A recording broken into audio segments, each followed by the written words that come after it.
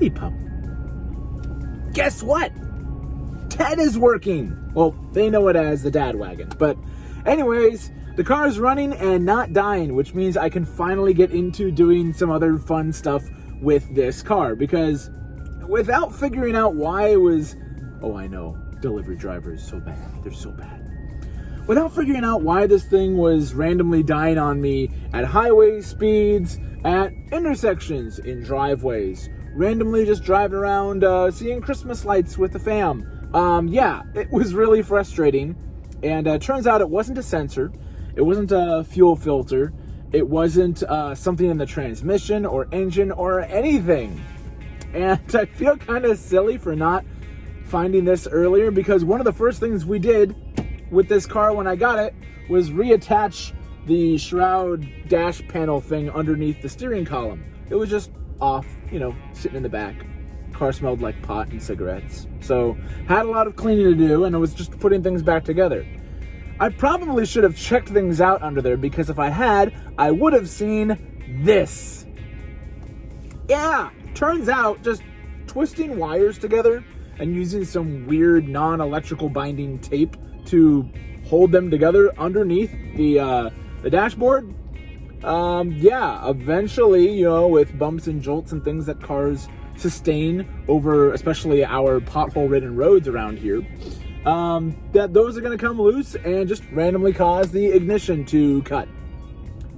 And then just randomly reconnect again. So I don't know if it was a breathalyzer or a remote start or whatever, but the ignition cables on this were effed. They were bad.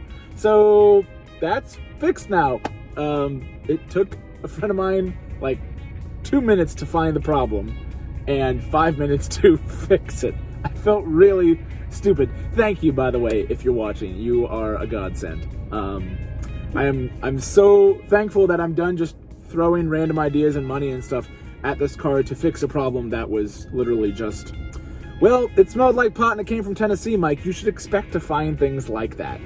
But anyway, the dad wagon and myself and this one and the guy that occupies that seat normally has been doing more dad stuff, which is why I'm not doing as much Subaru stuff. We still go to shows. We have a ton of fun this summer, especially with Boxers at Baxter. It's always a blast putting on that show.